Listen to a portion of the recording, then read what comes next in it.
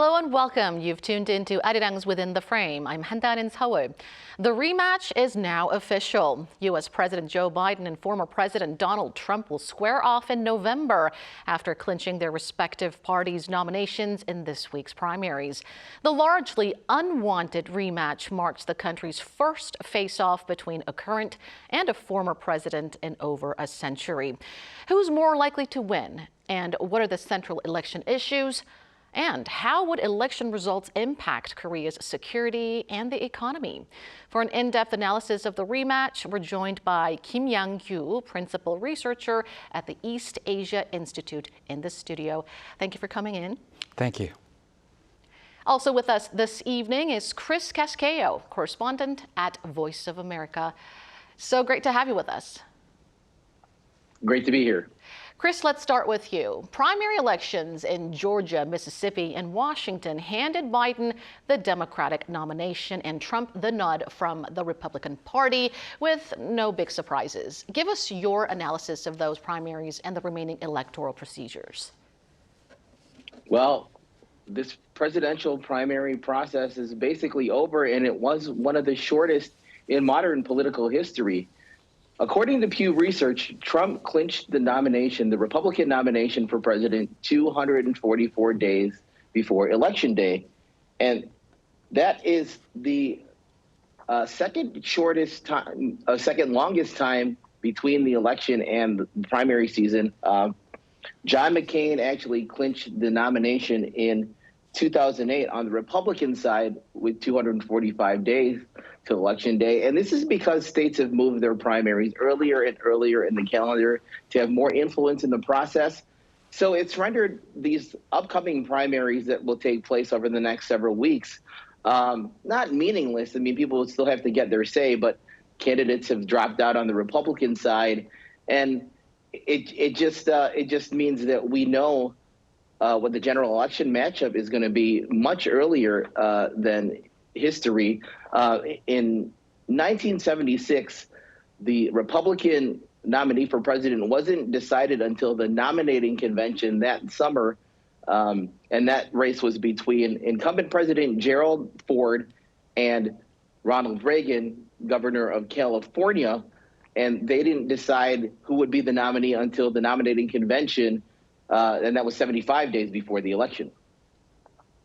And Chris, according to a poll by Emerson College conducted right after Super Tuesday, Trump and Biden tied nationally with 45% support each. But when undecided voters were forced to pick a side, Biden took a 51% to 49% lead.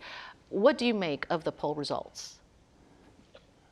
That just goes to show that a third-party candidate could really upset the balance in this race, so to speak. But this was a national poll, and it's important to note that the U.S. does not pick its president with the national popular vote. Instead, there are elections in each of the 50 states and subsequent voting in the Electoral College. With a few exceptions, the winner of each state's election gets all of its Electoral College votes. So a candidate might win 49.9% of the state's vote, but earn 0% of the state's electoral votes.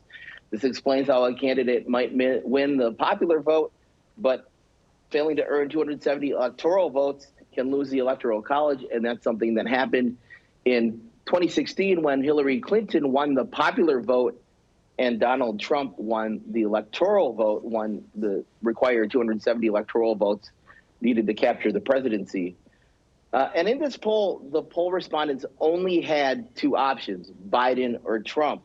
And again, it shows that when third-party candidates are factored in, the race could tip either way.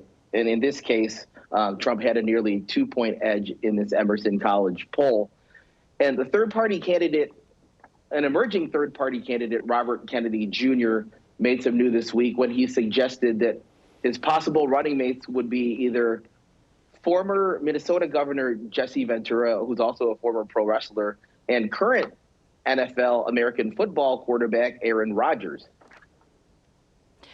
Chris, you've pointed out that in U.S. politics, national popular vote does not, it's not the way how election results work. But even so, according to recent polls by major press like Fox News, the New York Times, and the Wall Street Journal, they all say that Trump is showing a slight lead over Biden. Can we say that that is the general consensus? It's too early to say. I mean, you know, these polls go back and forth, and they've been going back and forth for months now. And it comes to that old cliche. The only poll that matters is the one that concludes on Election Day, which is in November. All right. Well, according to USA Today, according to its recent survey, 25% of the respondents said that they may change their minds before November. So like you said, we'll have to see how things unfold in the next 8 months. Now to you, Professor Kim.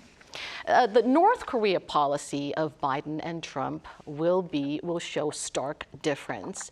Now, looking into Biden's policy first, he succeeded in bolstering South Korea, U.S., Japan, a trilateral security cooperation, while also showing strong commitment of U.S. extended deterrence against North Korea's nuclear threat. Do you expect Biden to maintain a similar strategy during his second presidency if reelected? I think so. The general direction, policy direction, and security policy direction of the Biden administration will be continued if he is re-elected.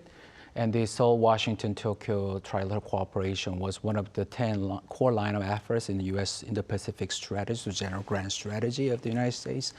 And the Biden administration has been very clear about the reason why it's trying to develop this is because they want to establish a global alliance network or an operating system connects Europe and Asia Pacific to mitigate the simultaneous and multiple challenges coming from Russia, China, Iran, and North Korea. So this tendency will continue, and the spirit of Camp David will also continue, and the strengthening of the trilateral cooperation has to be maintained if Biden stays in White House after the election. And also the U.S.-ROK alliance as well, like you mentioned, the President Yoon Suk-yeol was the one who mended the Korea-Japan, the rocky relations, and helped Biden to fulfill his wish to complete this Indo-Pacific operating system. So the bilateral cooperation will be strengthened for sure. And the famous, the threat, the end of the Kim regime threat, to guarantee the security of South Korea and Japan, not only those two countries, but also the stability in the region. It's very important because South Korea and Japan is the key partners for checking China. So I think this tendency will sustain. But you might ask, but this is of no use because even under this, very credible deterrence posture, North Korea keeps expanding its nuclear capabilities, and what's the point of it? Well, I have to say that personally, I believe targeting the survival of Kim regime is much more effective than targeting major cities. What we usually did in the Cold War era, it was like we called a counter-value strategy, and you're threatening each other's major cities. But North Korea calculation is not working in that way. You have to threat the life of the Kim Jong-un himself. So I think the deterrence posture now the ROK-US alliance maintains is very credible, and I think is effective. So I hope it stays in that way. So a deterrence based on strong alliance as well as strong trilateral security ties with Japan will likely be Biden's main strategy. And although there are some criticisms that despite his strategy, the nuclear impasse is still continuing with basically all the dialogue now suspended. But even so, you believe that Biden's strategy is very effective in deterring North Korea's threats.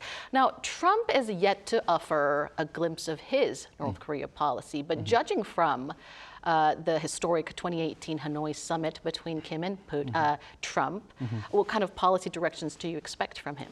You're right. A lot of things still unclear, and some people speculate that we're going to live a totally different world if Trump wins. But before I talk about his North Korea policy, let me just emphasize that the of course, there will be some adjustment in tones and manners, how Trump, if he becomes the next president, how he deals with the other countries and foreign nations. But I think the fundamental direction of U.S. foreign policy will stay the same. For instance, like Ukraine war. Everybody speculates that Trump is going to end the war very soon as he becomes the next president. And I think he even mentioned that he can solve the war in one day. But if you push the early termination of the war in that speed, will favor Putin a lot more than Zelensky for sure. But I think Biden is not going to be that different considering what's happening in the U.S. domestic politics. I think Biden is going to take very similar steps. And because of that, I think Biden would pressure Kyiv to have more realistic objectives to end the war soon. How about China policy? Biden's China policy is a lot more sophisticated, like it suggests a de-risking strategy, small yard, high fence, and it's a lot more sophisticated than Trump's plan to impose a tariff of 60% or higher on every single Chinese product. But what they pursue is basically the same. They want to stop China from overtaking the United States in terms of key national capability areas like cutting-edge technology and military power. So arguably, I think the most significant difference between the two administrations is going to be about North Korea. First, I really worry about what Trump would do if he wins, considering what he said in the campaign rally in South Carolina. He said that he would encourage Russia to whatever he want to do to any NATO member if they don't pay enough. Well, deterrence is very psychological, and all this signal matters a lot. And those kind of comments will jeopardize the credibility of the U.S. extended deterrence system as a whole. So this is very worrisome changes that we might expect from Trump. And secondly, as you just mentioned, Trump will probably attempt to have second Hanoi summit with Kim Jong-un. But what makes me concerned is if he tried to make a deal with Kim Jong-un by lifting economic sanctions in exchange for not producing additional nuclear warheads, well, this will make North Korea as a de facto nuclear power, and it will impose significant challenges to both South Korea and Japan. And I think it will ignite heated discussion in South Korean society again, public support for nuclear armament and domestic nuclear problems, and this is going to be a very serious concern. So you believe that the Kim-Trump bromance may be rekindled, but you have high concerns about Trump recognizing North Korea as a de facto nuclear state. Now to you, Chris. The November election will likely hinge on who can win the most closely contested states. Among the key swing states include Arizona, Georgia, Michigan, and Nevada. How are Biden and Trump handling central issues in the election to win more swing voters? Well, Biden is on a two-day campaign swing in Michigan and Wisconsin yesterday and today. Analysts say in those states he can focus on abortion rights because in Wisconsin, abortion became illegal when a prohibition written in 1894 became law after the U.S. Supreme Court overturned Roe versus Wade in 2022. And since then, in that state of Wisconsin, Democrats have won key statewide races there. For his part, Trump repeated his opposition to Biden's pro-electric vehicle policies. The former president said in an interview with CNBC that EVs are not ready for prime time and structural issues still exist for widespread adoption. In the past, he's claimed that the EV transformation will destroy the U.S. auto industry and kill jobs, and he's promised to reverse Biden's EV policies if he returns to office. And he's hoping that message plays well in a state like Michigan, which, of course, is home to the U.S. automakers. Back to you. Abortion rights certainly became a hot potato after the U.S. Supreme Court overturned the famous Roe v. Wade ruling. So we'll have to see how it plays out. And we also hear that border crisis is also one of Biden's weaknesses.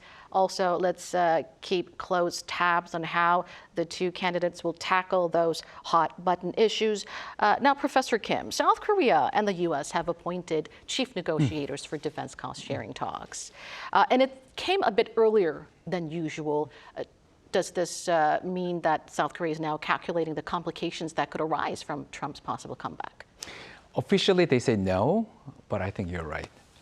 We have very unpleasant memory about this military burden sharing negotiation with Trump administration, and which we officially call a special measures agreement to decide the cost of stationing 28,500 U.S. troops in South Korea, the cost of,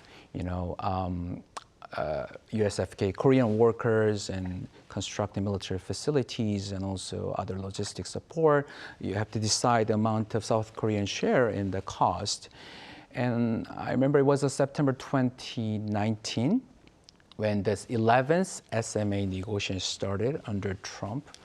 Trump demanded 500% increase in this cost burden sharing, from 0.96 million to 0.96 billion to $5 billion.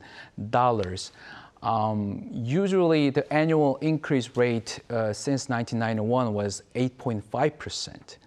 And the rule of thumb always has been the increase in South Korea defense budget, which is usually 7 to 8%, but Trump demanded 500%. I don't know how he comes up with always these random numbers, but this is unacceptable. And of course, it's very difficult for two governments to come up with any agreement on that, and which resulted in lapse of any agreement for about a year and 3 months, which resulted that the Korean workers in USFK were under furlough for 3 months. And the two governments finally settled the agreement. I think they agreed to $1 billion, about 13.6% increase. It was a lot, but compared to what Trump is trying to do is a lot less. So I think it's a lot safer to have a deal with the United States while still Biden is sitting in the seat before the U.S. presidential election. All right, now back to you, Chris. The Trump-Biden rematch has already begun, but they largely remain unpopular due to their age challenge as well as Trump's legal challenge. What will be the former and current president's biggest risks ahead? Well, to those questions about age and legal challenges, Biden's 81, Trump is 77. Biden's campaign is tackling the age issue head on. It's a key vulnerability. Many voters share the same concerns about Trump, though, who is 77. A recent survey by the Associated Press NORC Center for Public Affairs Research found that 63% say that they're not very or not at all confident in Biden's mental capacity to serve effectively as president, while 57% said Trump lacks the memory and the mental acuity for the job. To that end, Biden's campaign started a $30 million 6-week TV and digital ad blitz after Super Tuesday. Now, Trump's campaign, he's coming up against his legal issues. He faces 4 criminal indictments in 4 different cities as he tries to reclaim the White House. The cases, with dozens of felony counts among them, are winding through the courts at differing speeds. Later this month, on March 25th, jury selection is set to begin in the state of New York on charges stemming from hush money payments made during the 2016 presidential campaign to silence those involved, to bury the allegations of extramarital affairs that the former president is accused of having. But this race is going to come down to how U.S. voters feel about the economy, abortion, immigration, and it's going to have huge effects on, the U.S.'s foreign policy because both of the candidates have differing visions of that. Right, I'm glad that you made that very clear. What American voters are most concerned about is the economy and immigration. And according to a CNN analysis, Trump is gaining more trust from voters on both issues. So let's see how Biden will try to make up for the gap in the next 8 months. And one final question for you, Dr. Kim. On the economy, Biden has picked the U.S. IRA, Inflation Reduction Act, as one of his administration's key achievements, whereas Trump has vowed to scrap the IRA, already unnerving many Korean firms as well as stock markets. How would Trump and Biden's respective economic policies impact Korea? Well, this is not in my area of expertise, but let me outline a couple of major changes Trump would like to make if he wins the election. We all know that IRA is about combating climate change by supporting transition to renewable energy and imposing stricter regulation on fuels. And Trump calls it a industry killing, job killing measures, regulations, and he wanted to scrap it. And there are a couple of measures that he promised to do. For instance, like abolish government agencies that's already working, like cutting spending on clean energy programs, reopening federally restricted lands and oil and gas drilling. And all this is going to have significant impact on gas prices. And I think it's no secret that Trump is trying to appeal to the middle-class American workers and to split the support for the Democratic Party. But the important thing is, of course, for us is what's the implication for South Korean companies. I think Trump's first target is going to be IRA's credit for electric vehicle purchase. And I think we all remember the news that we heard from last year that Hyundai made enormous investments in Georgia, tried to get the compensation subsidies under the IRA, and also the President Yoon Suk-yeol requested President Biden to resolve the Korean companies' concerns over IRA, and Biden promised that it will support, and make a special arrangement for the South Korean companies. Because of this, I think, according to the data, the South Korean firms now have been investing billions of dollars in the United States already, and they are projected to be the second largest producers of EV batteries, expected to have market share of 80% by 2025, and also the Hyundai and Kia collectively surpassed Ford and General Motors, only behind Tesla in selling electric vehicles. And they have invested all this money and made all these efforts, and it becomes nothing if Trump scraps the act itself. So this is going to be very worrisome changes and challenges for South Korean companies, for sure. Very concerning indeed. It seems like no major Korean companies are looking forward to Trump getting elected. All right, very timely and insightful discussions we had today. Thank you, both of you, for making time for us tonight. Thank you for having me. Thanks for having me. And that brings us to the end of this show. Thank you for watching, and be sure to tune in at same time tomorrow to join our conversation. Goodbye for now.